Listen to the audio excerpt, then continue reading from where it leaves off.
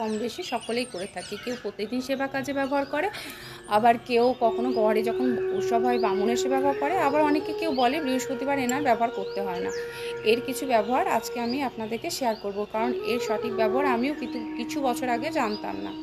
প্রথমত, এইটা কোনো অশুভ মঙ্গল ধ্বনি নয়, এটা শুভ ধ্বনি। আমাদের ঘরে যখন প্রত্যেক দিন আমরা ঘণ্টার ধ্বনি করব, শঙ্খধ্বনি করব, আমাদের যতদূর আওয়াজ যাবে আমাদের ঘরের আশেপাশে প্রত্যেকটা নেগেটিভ এনার্জি দূরে যাবে। আর এইটা হচ্ছে, ইনি হচ্ছেন গরুদেব, ভগবানের প্রিয় বাহন। এনাকে ছাড়া ভগবানের কাজ অসম্পূর্ণ। ভগবানের ঘুম থেকে ওঠানো থেকে ভোগ নিবেদন, আরতি, প্রতিটা কাজে এনার ব্যবহার করতেই হবে অবশ্যই করে। কারণ বৃন্দাবনের হাজার হাজার মন্দিরে প্রত্যেকটা দিন, প্রতিটা সময়, পুরীতে প্রত্যেকটা শ্রীকৃষ্ণর মন্দিরে, নবদ্বীপ ধামে, প্রত্যেকটা ধামে, দ্বারকাপুরীতে, প্রত্যেকটা জায়গায় এর ব্যবহার অবশ্যই করতে হবে। কারণ এটা ছাড়া ভগবান ভোগ গ্রহণ করেনই না, ভগবানের আরতি অসম্পূর্ণ। ঠিক আছে, তাহলে এটাকে আমরা যখন ব্যবহার করব কিছু কিছু আমাদেরকে লক্ষ্য রাখতে হবে। যেমন ইনি হচ্ছেন গুরুদেব, এনাকে কখনো আমরা এইভাবে ধরবো না বা এইভাবে ধরবো না, সবসময় আমরা এটা ভগবানের সম্মুখে রাখবো। আর ঠিক এনার এইখানে আমরা ধরবো, সে 2 আঙুলে 3 আঙুলে যাই হোক, যেটা যা সুবিধা সেটা ধরিয়ে আমরা বাজাবো।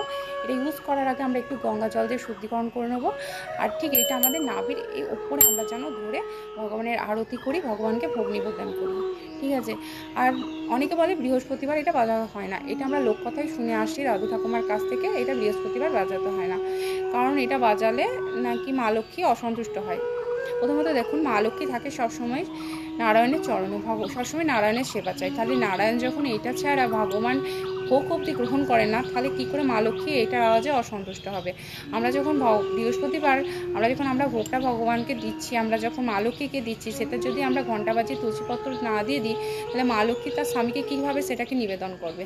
আর যদি তার স্বামী নাই সেই ভোগটা না করে, তাহলে মা লক্ষ্মীও সেটা কী করে গ্রহণ করবে? তাহলে আমাদের প্রত্যেক দিনই এই ঘণ্টা ইউজ করা উচিত, এটা আমাদের ঘরের লেগে শুভ। আর আমরা যখন বৃহস্পতিবারে দেবো তুলসীপত্র এবং ঘণ্টা বাজিয়ে প্রথমে সেই ভোগটা মা লক্ষ্মীকে দেবো, যাতে মা লক্ষ্মী তার স্বামীকে সেটা নিবেদন করতে পারে, তখন সেই প্রসাদটা মা লক্ষ্মী গ্রহণ করে সেই মহাপ্রসাদ আমরা পেতে পারি।